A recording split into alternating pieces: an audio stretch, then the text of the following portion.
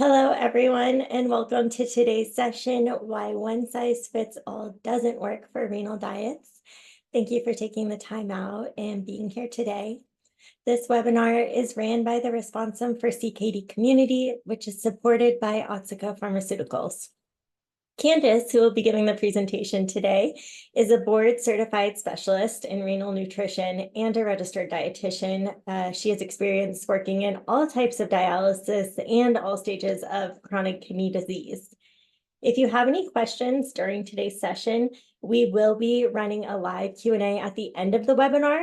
So we've enabled our Ask a Question feature for you to use, and you'll find that on the bottom of your screen. If you miss anything, don't worry. We're also recording this session, and we will be sending out a recording of the session once it's available. With all that being said, Candace, do you want to go ahead and introduce yourself and say a few words? Yes, thank you, Bridget, and special thanks to Responsum Health for hosting this webinar for all of us. I am very excited to be talking with you about this topic today, and hopefully I'll be helping you in figuring out how to personalize your own diet for kidney disease and help you decide if you'd like to work with a professional like me or other specialized kidney dietitians to help you reach your own nutrition goals. So thank you for joining us today, and let's get started. Are you guys seeing everything okay? Okay, so as Bridget said, I am a board-certified specialist in renal nutrition. I've been a dietitian for almost 15 years. I've worked in kidney disease for the past 8 years, with about half of that being in dialysis and then half of that being trying to help people stay off of dialysis. And so I've had my own company, Nourished Pear, for about 2 years now. And the goal of that company is just to spread as much knowledge as I can to anybody that'll listen about stopping and slowing the progression of kidney disease. And then a little bit more personal stuff about me is I'm currently based in Nashville, Tennessee. I was born and raised in Nashville, but I've also lived in Oregon. That's where I did my master's degree in clinical nutrition. And then I also lived in Colorado and Texas. And I have an almost 3-year-old little boy and an almost 5-month-old little girl. So hopefully the thoughts that are in my head make it out into words that are easy for you to follow. But if you need any clarification or you have any questions, please don't hesitate to ask those, and I'll try to get to those at the end of the webinar. So this is an overview of everything that we're going to try to cover today. And the inspiration for this webinar came from you guys and your questions, and trying to answer all of those questions with one topic was a little bit difficult, but this question of how do I figure this out for myself with test results motivated most of what we're going to cover today. And in this topic, I'm hoping to answer everyone's question. So to start out, we'll be looking at kidney functions in relation to nutrition, so that we can get a better understanding of why nutrition matters for kidney disease outcomes. And then we'll look at the tests that are used to determine the different stages of kidney disease, because that can affect our nutrition interventions. And then we'll look at these tests and put them onto like a chronic kidney disease heat map to help you determine your nutrition goals that way. And then it can also help you determine how aggressive you think you should be with those nutrition goals. And then we'll be talking about addressing the root cause of your kidney disease. So figuring out what initially is causing the damage to your kidneys and using that to direct your nutrition goals.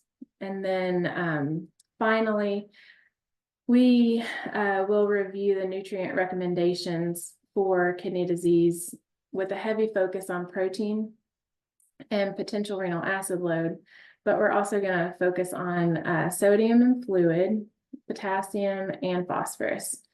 And then I've picked out a few more questions that you guys have already submitted to dive a little bit deeper into that I thought would help with this topic as well. And so the first thing we want to know is what exactly do your kidneys do, because this drives our nutrition interventions. So everything that we're doing with nutrition is helping your kidneys be better at their job or relieving your kidneys of some of the work that they have to do. And I've got this visual of a nephron. And so you've got about 1 million of these nephrons in your kidneys. And this is the structure that does most of the work in your kidneys. And you can see your blood comes into your kidneys and goes through the into the nephron and goes through the glomerulus. And then each one of these functions happens as your blood is getting filtered through the tubules, the glomerulus, and then you're making urine and excreting any kind of toxins that your body doesn't need or want. And so if we're looking closer at what your kidneys actually do, it includes controlling the mineral composition of your blood. And so that includes sodium, potassium, and calcium. And then it also controls the volume of your blood by producing urine. So if you've got extra fluid on your body, then your kidneys will make more urine, or the opposite. And then also your kidneys remove metabolic wastes. So for example, when your body breaks down protein to use it, the byproducts of protein, your kidneys are supposed to remove. And then it also maintains an acid-base balance, or the pH of your blood. So it will let go of or hold on to hydrogen ions to help regulate your pH. And then it also produces different hormones. So it produces erythropoietin, which can stimulate your body to make red blood cells out of your bone marrow.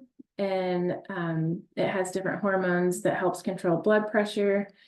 And it also activates vitamin D for calcium absorption and to maintain your bone health. And then your kidneys also metabolize or break down insulin. So you might notice if you have diabetes and you're using insulin, that as your kidney disease progresses, you might need less insulin to control your blood sugars because your kidneys aren't breaking down the insulin and it stays in your body longer. And when we're looking at how your kidney's functioning, we can measure that by measuring different waste products in your blood.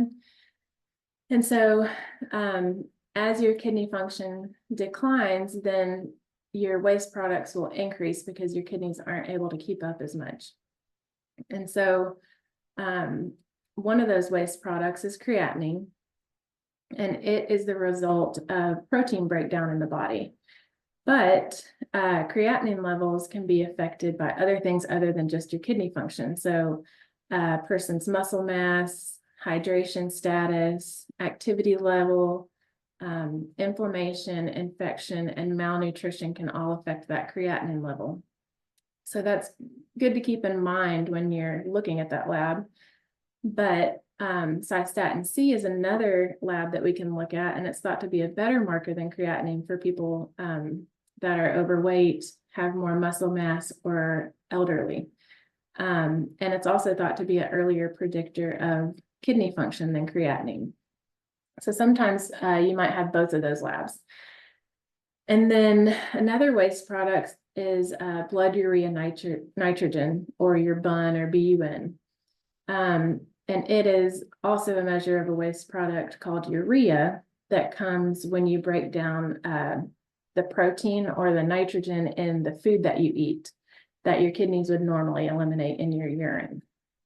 So when we're choosing our foods, our goal is to choose foods that will lessen the production of these waste products and the load of these waste products so that your kidneys have less work to do and your body has less buildup of these waste products. And then another marker that we can use for kidney function is if you are spilling protein into your urine. And albumin is the main protein that's found in urine in most kidney diseases and is the earliest sign of diabetic kidney disease. And so here, I just have a visual for you to see inside a healthy kidney, there shouldn't be any blood leaking or protein leaking into your urine from your blood. And then when you have a damaged kidney, sometimes you can have albumin leakage into your urine, and that's basically what we're measuring is, are your kidneys damaged to where they're leaking protein in your blood? And so there are 3 tests that you can use, and I think the most common one is the urine albumin to creatinine ratio, which is the UACR. And then there's also the urine protein to creatinine ratio, which is the UPCR. And then also, I think there's the dipstick method, which I think a lot of general practitioners use. So that's when you can see like a result of negative or trace amounts of protein, or the 1+, 2+, or 3+. And then the reason this is important to address is because there's a strong relationship between the amount of albumin found in your urine and kidney disease, and also cardiovascular risk. So the goal that we have with nutrition to help reduce leakage in your kidneys is to choose lower sodium and lower protein. And then also working to reduce inflammation overall can help reduce the protein leakage in your urine too. And so choosing lower inflammatory foods, so lower added sugars, and also increasing plant foods.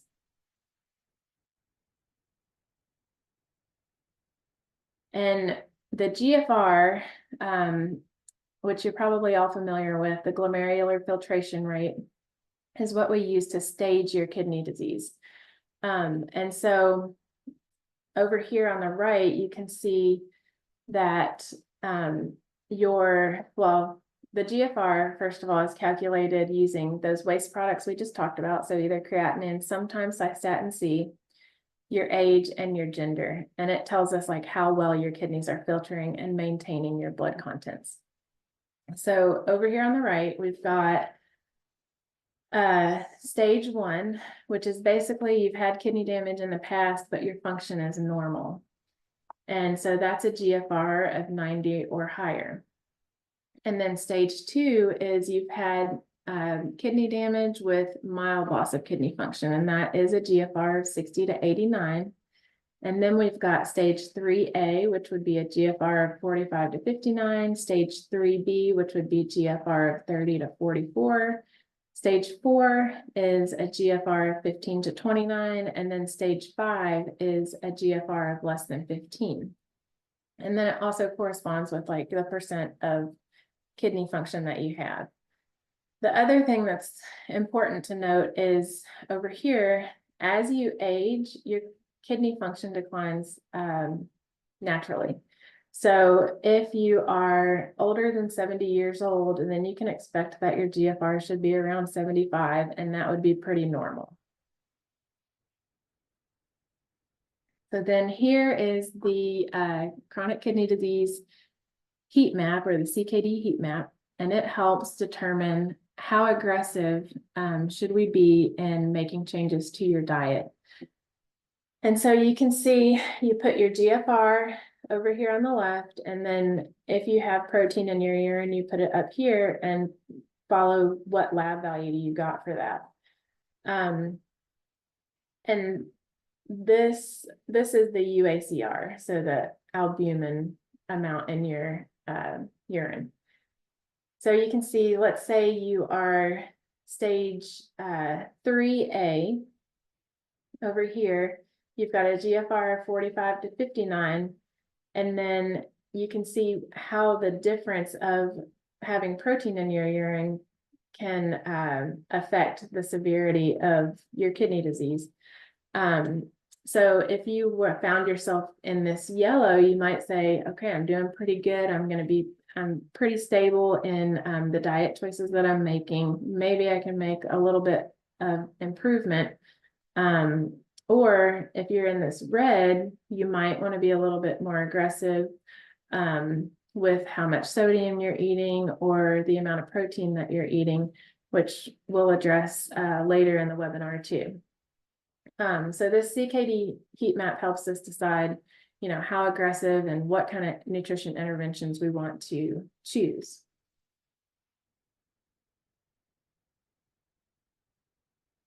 And the first thing that we want to consider, and the most important thing, is we want to stop the kidney damage in the first place. So what has been causing your kidney damage from the beginning? And the top two reasons that most people have kidney disease is from diabetes or hypertension.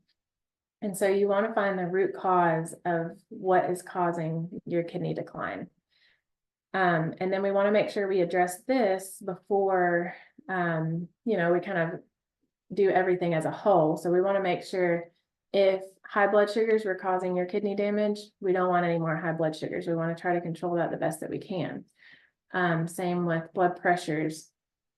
And then also, as we're changing our diet, we want to make sure that if, let's say, the reason that you were having kidney damage is because of your hypertension and your blood pressure was high, as you change your diet, your blood pressure is getting better, you need to be able to tell your doctor, hey, my blood pressure is decreasing, and they might be able to take you off some of the medications that you're using for blood pressure control.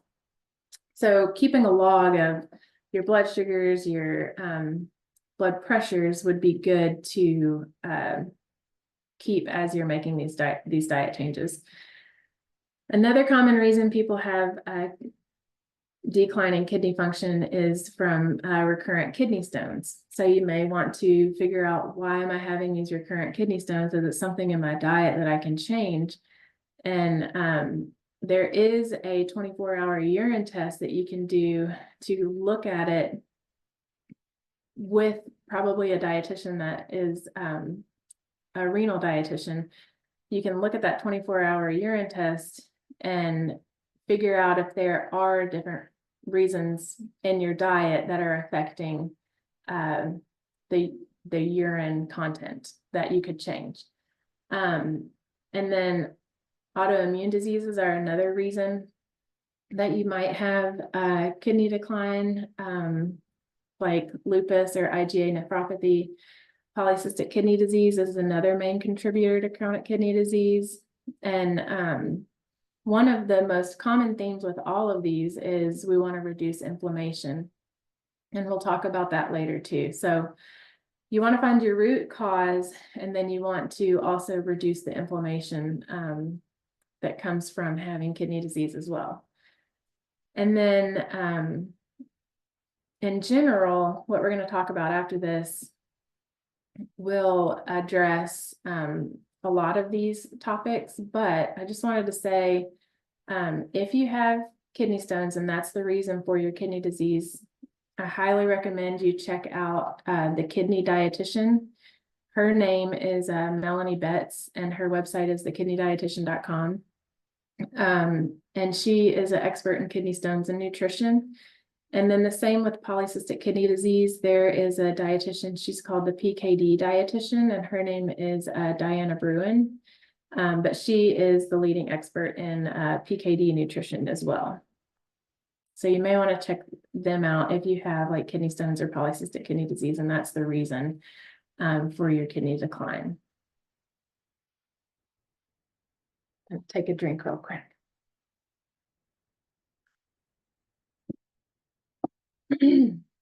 So protein is a hot topic in nutrition for chronic kidney disease.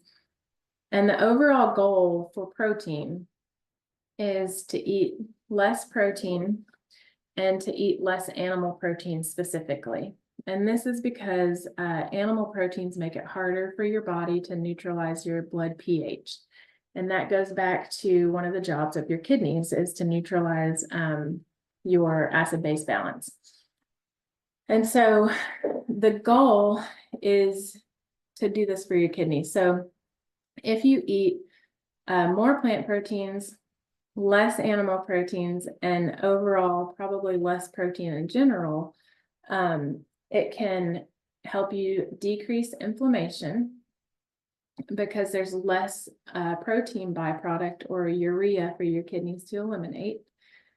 It can help you have better acid-base balance of your blood, which can improve bone health, decrease muscle wasting, and again, it decreases inflammation. And it's also been proven to reduce proteinuria, or the protein loss in your kidneys, which we just talked about, by 40 to 50%, especially when you combine it with a low sodium diet. And then increasing plant proteins will decrease cholesterol, insulin resistance, and blood pressure. And then it also improves gut health because you're eating more fibrous foods, and it just promotes a better environment for beneficial gut bacteria. And then when we're talking about the specific protein recommendations, I wanted to start with recommendations for just the general population of people, which is 0.8 grams of protein per kilogram of ideal body weight.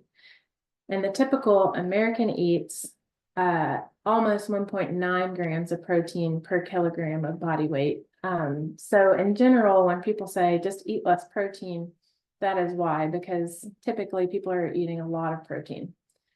And then because your kidneys aren't able to excrete the blood urea nitrogen and neutralize your blood as well, it's recommended that you have less protein than the general population. And so there are two options. Once you reach stage 3 through 5, you want to do a low protein diet. And so how we calculate that is to do 0.55 to 0.6 grams of protein per kilogram of ideal body weight. And I'll help you calculate your ideal body weight in a minute. But you can do a low protein diet, or let's say you're in a red zone on that heat map, you may want to do a very low protein diet, which is the 0.28 to 0.43 grams of protein per kilogram of ideal body weight. And because this is so low, and amino acids are necessary and very important to your health, because they help with energy metabolism, thyroid hormones, gut health, and a lot more, you have to take a supplement with it. So you would supplement with what's called keto analogs to reach that low protein diet of the 0.55 to 0.6 grams. Also, if you feel like you fall in this category, you should probably reach out to a renal dietitian and do it with them, because there are contraindications to doing the keto analogs. Like if you have cancer or muscle wasting or uncontrolled diabetes, then it might not be recommended that you do the very low protein diet. And then also, because it's so low in protein, it's hard to meet calories, it's hard to meet other specific nutrients that you need to function well.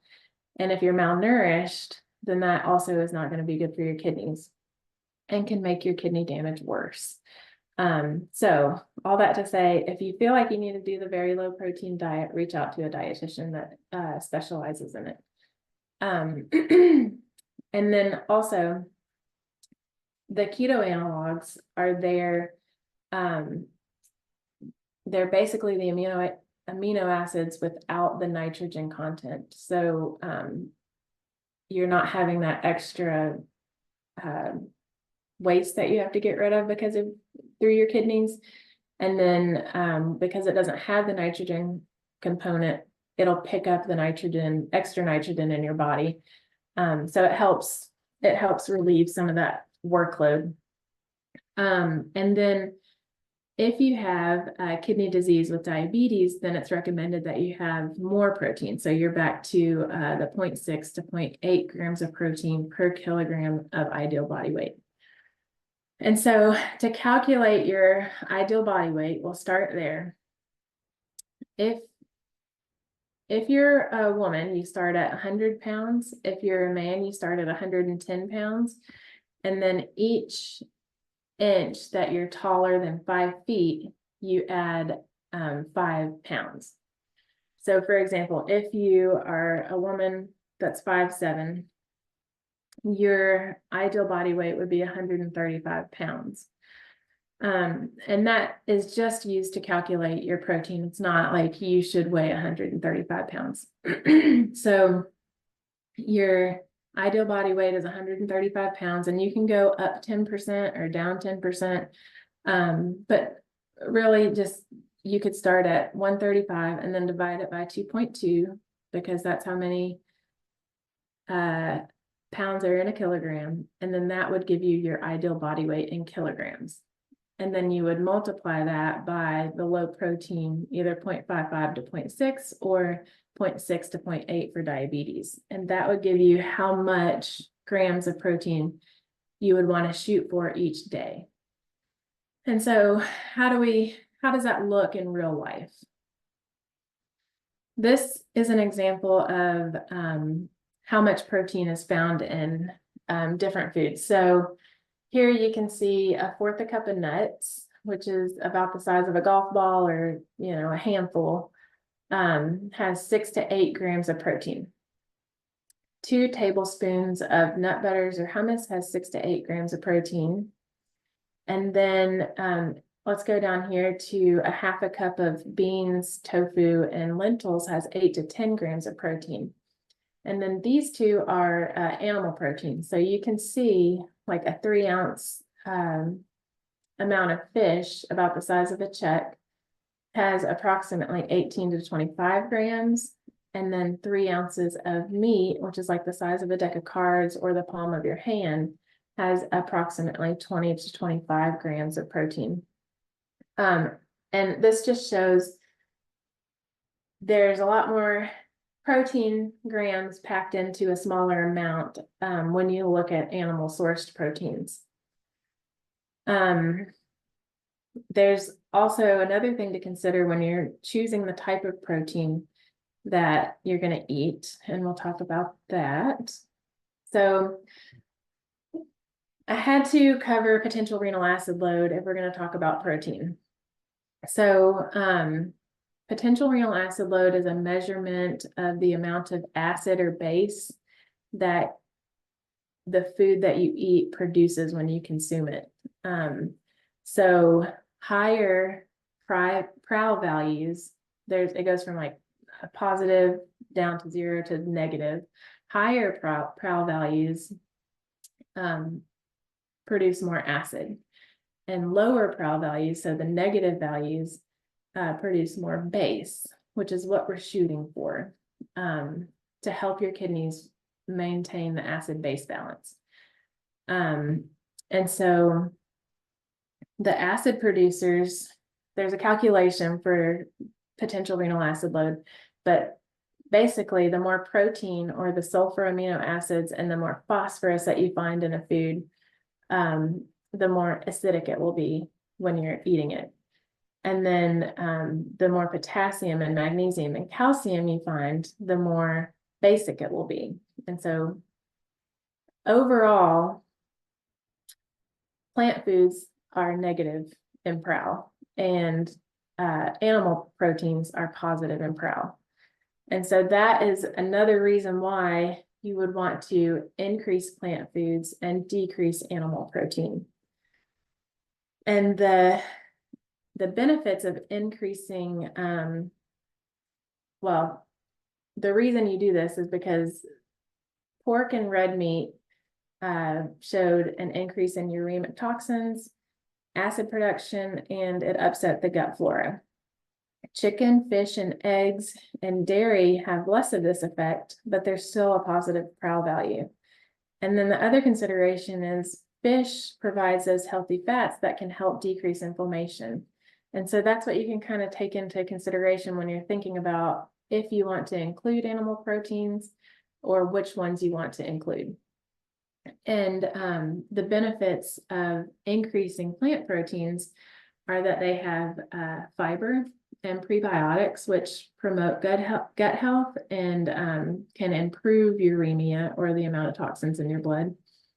And they have higher potassium and have amino acids that consume the hydrogen, which helps the kidneys decrease acid levels in the blood. And then plant foods also improve lipid labs like cholesterol. And so again, overarching goal is increase plant foods, decrease animal protein. And this is a chart that I put together to kind of show how you can make a meal be negative potential renal acid load. And so it's important to know what are the higher proteins, because when you try to include these, you've got to make sure that you've got enough potassium, magnesium, and calcium to pull your PRAL value down. And then these are the lower proteins that wouldn't be as difficult to pull down to the negative. And so here, you want to combine your protein with the negative PRAL fruits and vegetables to make a negative overall value. And so I've made 4 here. You can see black bean and rice bowl. If you add avocado, kale, and mango, it'll give you a negative 21 PRAL, which is very good.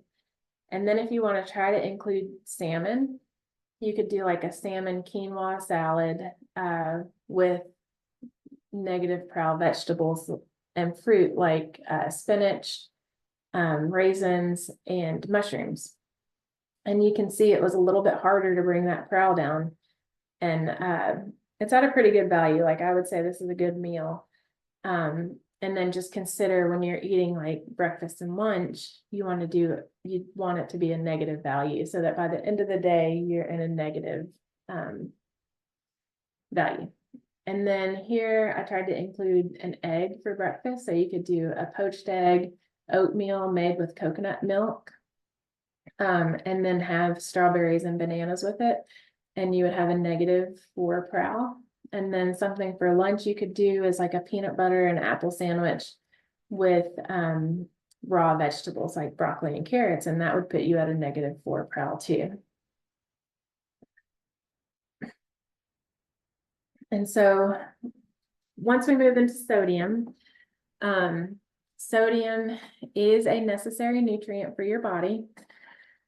It's a mineral that's used for nerve function, muscle contraction, and fluid balance.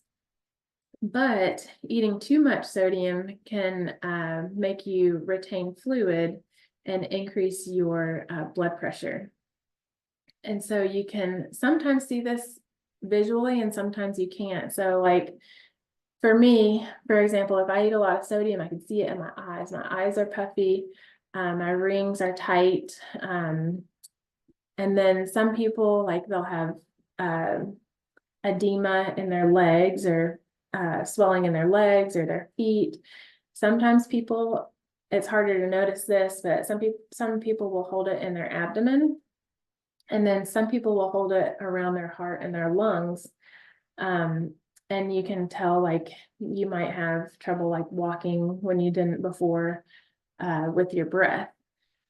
And so I say all that to say like the reason we care about sodium is because we don't want you to have extra fluid on your body. So if you think about your arteries and your veins as a water hose, and you've got all this extra fluid that you're trying to push through this water hose, it's going to create more friction.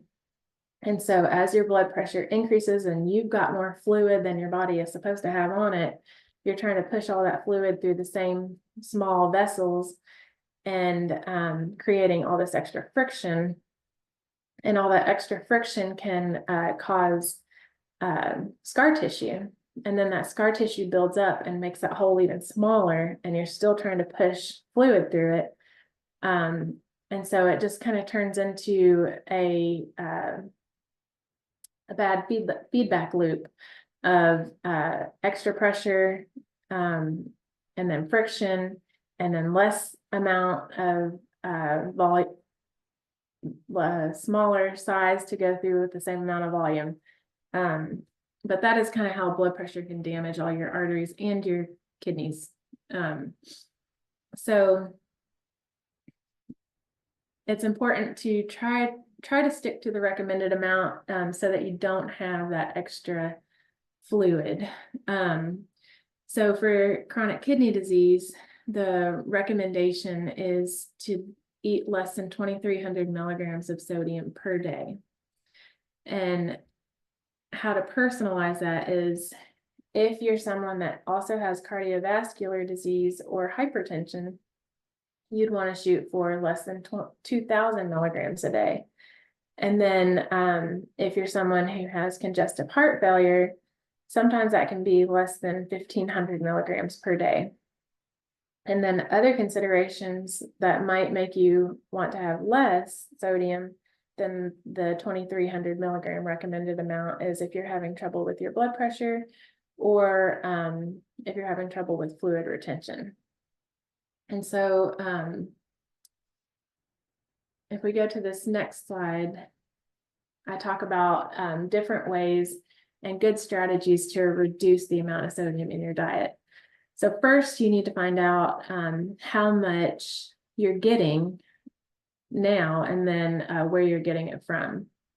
And so if you look down here to this chart, most of us are getting our sodium from processed foods and restaurant foods. So that would be a good place to start, is at home, check basically everything that comes in a package, and see how much sodium you're getting. You'll want to look at the sodium amount. It'll have the milligram amount, and then what your serving size is. And that way you can see where are you getting most of your sodium from, and where can you get the biggest bang for your buck to change. And typically when you're looking, you're going to find a lot of sodium in breads, grains, chips, pre-made meals like frozen meals, canned meals, salad dressings, condiments, and seasonings all have a lot of sodium. So when you're grocery shopping, look at the label too. And if you see like the one that you usually get is high in sodium, try a different brand that might be lower in sodium. And for canned goods, there's a lot of like no salt added, that might be good options for you. And then if you're going out to eat, like let's say you go out to eat at least like 2 or 3 times a week, that might be a good area for you to figure out how much sodium you're getting when you go out. And you know, we're all kind of creatures of habit, so we go kind of to the same restaurants and order the same foods. So what you can do, especially if it's a chain restaurant, you can Google it and just say, you know, Olive Garden nutrition menu, or McDonald's nutrition menu, Chipotle nutrition menu, and every restaurant will have a nutrition menu. Some are easier to use than others, but the ones that I like are the ones that come in kind of an Excel spreadsheet, and they'll have everything, every item that you can order at their restaurant, and then they'll have the sodium amount listed next to it. And so look at your meals, see how much sodium you're getting now and where you can make your changes. And then you want to aim for your goal. So from the previous slide, do you need 2,000 milligrams per day, or do you need 2,300? If you're shooting for 2,300, I would divide that amount by the number of meals that you eat. So if you eat 3 meals a day, you can aim for about 700 to 800 milligrams of sodium per meal. And that will give you a good idea of where to start. Typically, I don't know, some people get a lot of sodium with breakfast, but you might not get a lot of sodium with breakfast. So then you can use that extra amount. So you can eat it however you want throughout the day. So if you have like 300 milligrams typically with breakfast, then you can divide the 2,000 between your lunch and dinner. But aim for that, aim to get that number by the end of the day. And then how can you reduce that number if you need to reduce that number? If you eat out a lot, I would recommend starting there. So if you eat out maybe like 5 or 6 times a week, maybe you could say, make a goal of, I'm only going to eat out 4 times this week. Do that for like a month or 2 until you feel like you've got a good habit of only going out 4 times a week. And then say, okay, I'm going to go down to 3 days a week, and do that for a while. The other thing you can do is replace condiments. So if you're buying a vinaigrette on the shelf, an easy way to change that up is to just make your own. So you could do vinegar with olive oil. One of my favorites is I get this white peach vinegar, peach white vinegar, yeah, it's a peach white vinegar. And then there's an Italian lemon olive oil, and you mix those together and it's really good, but that would be no sodium at all. So you may go from getting like 500 milligrams of sodium to 0 just with that one switch. And then the more you can cook from scratch, the less sodium you're going to have in your food. And fluid goes along with sodium. So if you are on a fluid restriction, which usually your doctor will tell you, you need to limit the amount of fluid that you're getting. They'll usually give you a number. So they'll say, drink less than 2,000 milliliters, or drink less than 1,500 milliliters. And usually that's because you're not able to urinate as much, or you're having problems with fluid retention. But if they haven't given you a fluid restriction, sometimes they'll say, well, drink plenty of fluid. And so what does that actually mean? And common recommendations are, 48 to 64 ounces of fluid, which would be around 2 liters or 8 cups.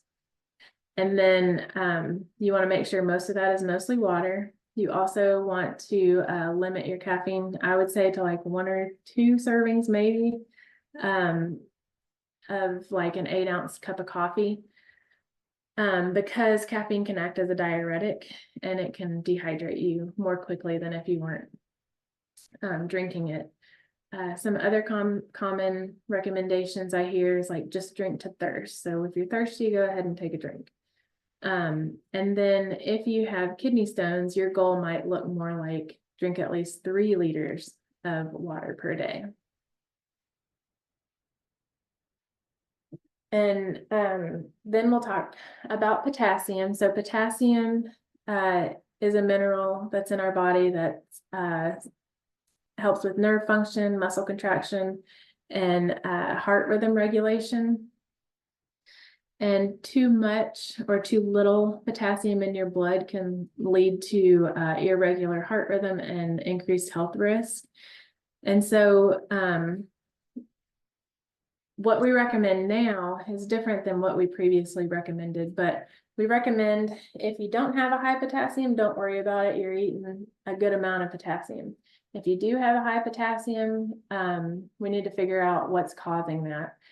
And high blood potassium can be caused by a lot of other things other than naturally found potassium in foods.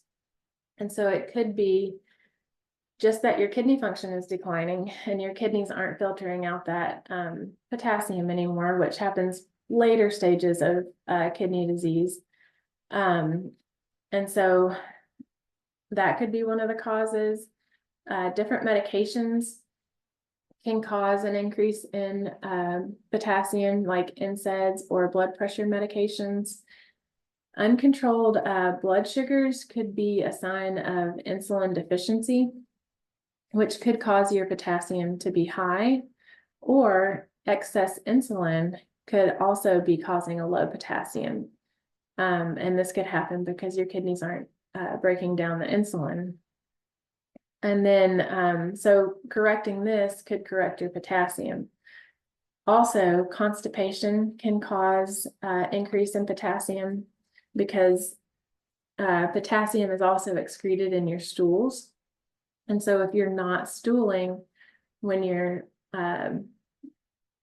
stool sits in your large intestines, one of the functions of the large intestines is to reabsorb potassium. And so it does that, and then it can create a high potassium level. So your body's trying to get rid of it, but it's not coming out. And so that could be the reason for your high potassium. And if we figure out how to treat that, then you won't have a high potassium and you don't have to worry about what you're eating.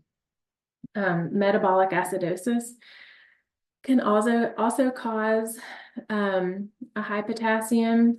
So if that's treated, then that can help you with not having to change your diet for potassium. And then also your food choices can affect potassium. But what we're finding is that plant foods that have potassium do not affect your blood potassium. It might be more of a result of any of these other things or potassium additives. And so if we look at potassium in foods, you've got naturally occurring potassium in things like plant foods, so like potatoes, tomatoes, raisins, oranges, cantaloupes, bananas, winter squash, beans, coconut, and dairy foods. And then you've got potassium additives, and those are added to the food to enhance color, flavor, texture, increase shelf life, and they can also be used as a thickening agent.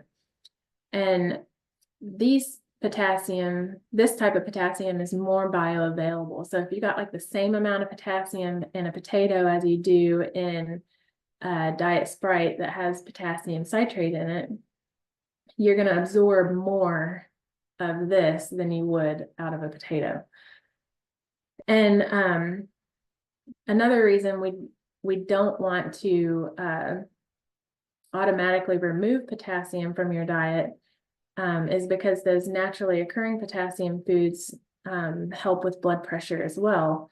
And they're higher in fiber, they're higher in micronutrients like vitamins, other minerals and phytochemicals that have an anti-inflammatory effect that can help your body. And so the way it's recommended to just avoid the potassium additives with a caveat of if you have kidney stones, you might want the potassium citrate. So the way you look for potassium additives is anything that comes with a label, anything in a package, you would look at the ingredient list. And if you see any words that have potassium, like potassium bromate, then that would be something that you'd want to avoid and just pick up the brand right next to it on the shelf and see if they have it. And then the same kind of thing with phosphorus. Phosphorus does have benefits and we want it. It helps with, it's used with calcium to build bones and teeth, and it helps build cell walls. It helps with DNA and energy molecules in our body too. But it has a similar thing with potassium in that we've got phosphorus additives and then it's found naturally in food. So it's found in anything that has protein because that's how the molecule is made.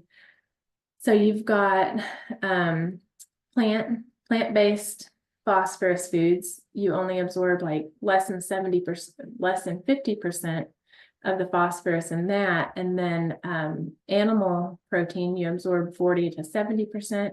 And then phosphate additives, you absorb greater than 90%. And so what's recommended is to avoid the phosphate additives. And the way you do that is same thing as potassium. Anything that has a label, you want to avoid foods that have the words PHOS in it, because there a lot of different kinds of phosphate additives, but as long as you find PHOS, that's one that you want to avoid. And you would just pick up the brand right next to it.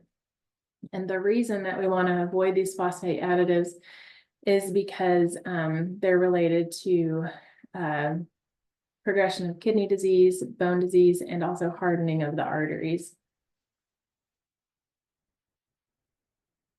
And so here we are with I've got 3 questions that we want to go over that I thought might be beneficial to talk about at the end of this webinar. So this person says, if my GFR hovers between 54 to 65, and then at 49, should I be concerned? All other factors are normal, for example, blood pressure and heart rate. And so trends are really important to look at while you're considering your labs. So it might be concerning that you went from 65 to 49, but before that you were 54.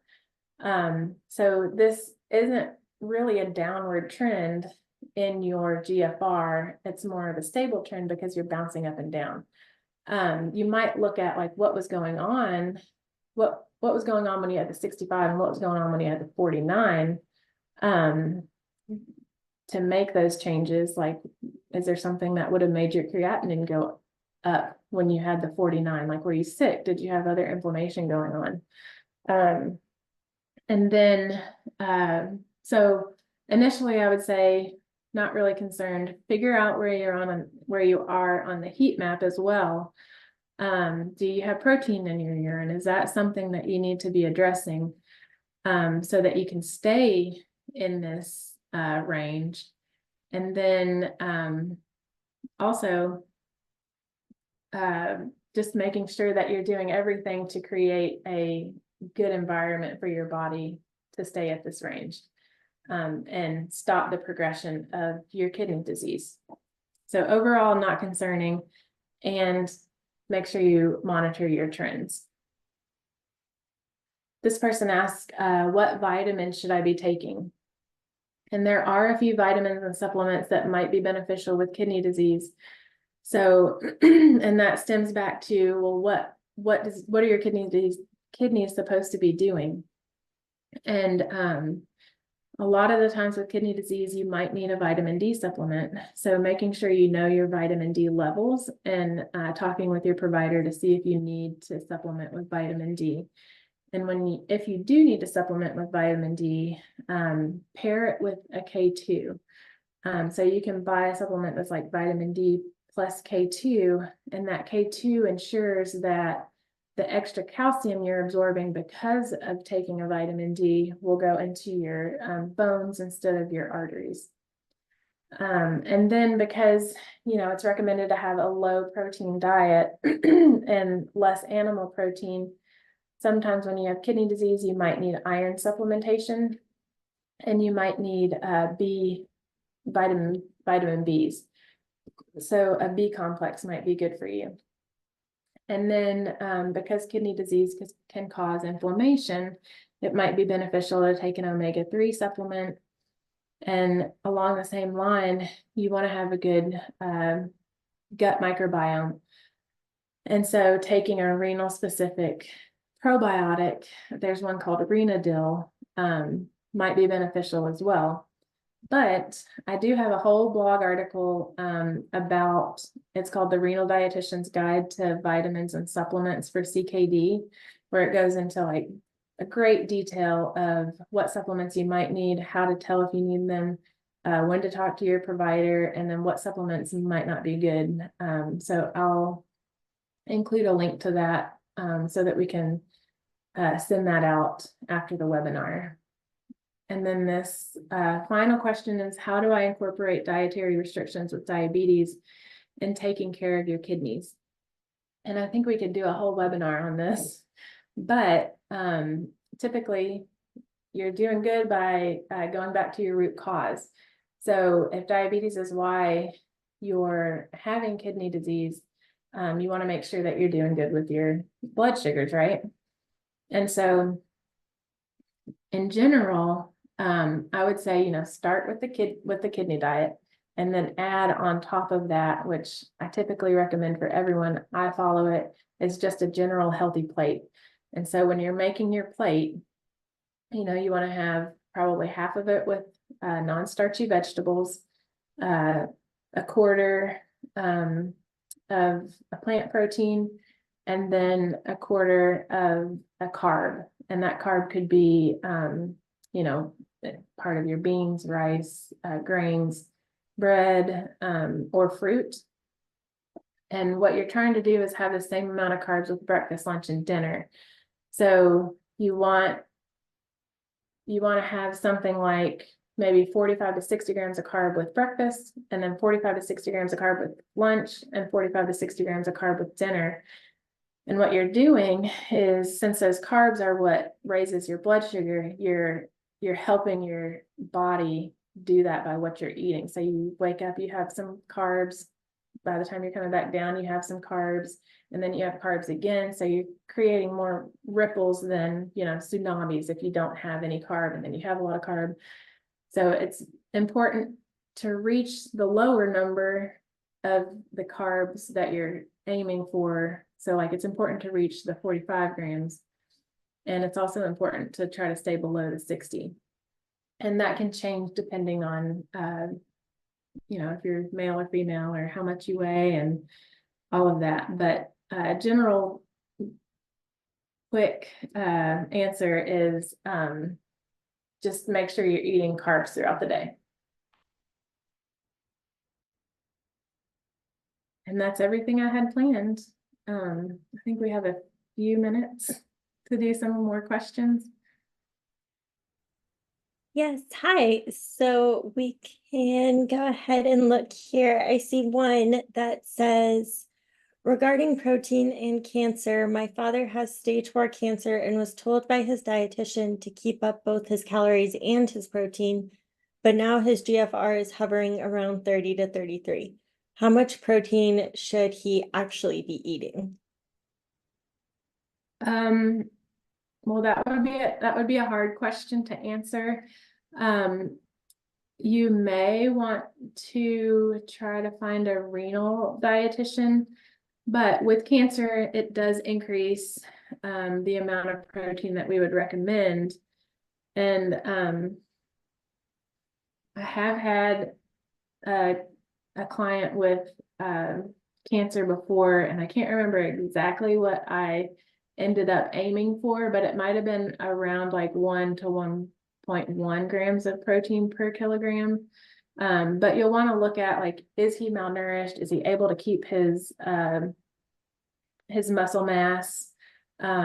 So you're trying to make sure that he can keep his muscle mass while also keeping the load and work off of his kidneys. So I hope that helps. Very individual, case by case, but that's good to note, to look for a renal dietitian. We have one more here that says, do you have dietary recommendations for someone with CKD who is in perimenopause or postmenopause? I do not. I would assume that it would be probably around the same as whatever stage kidney disease you are, or the reason for your kidney disease. Oh, we have a couple more here. I know we're coming up to the top of the hour, but we have a few that ask what their ideal weight would be, given their height. Okay. What would be the best way to find that number? You could probably Google an ideal body weight calculator, where you'll put in, like, if you're male or female, and then how tall you are, and it'll shoot out. Maybe I could find a link for it, and then we could send it out. Yeah, that'd be great. Okay. It looks like we have a couple more here. If you missed the beginning, I just wanted to rehash that we will be sending out a recording of this webinar for you to revisit, or so you could go back and look over things again.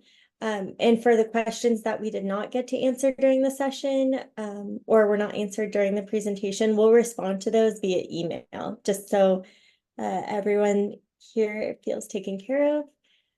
Did you want to try for one more here, Candace? Sure. Wonderful. Okay, so let's see. Last one here for the day. If your blood levels are in the normal range for sodium, potassium, etc., and your eGFR is greater than 100, is there any use in reducing these in my diet? Is it preventative of damage or useless? I have IgAN. Can you tell me the numbers again? Uh, Blood levels are in the normal range for sodium and potassium. eGFR is greater than 100. Is there any use in reducing those in their diet?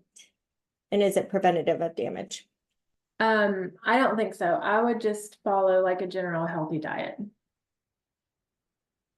Sounds great.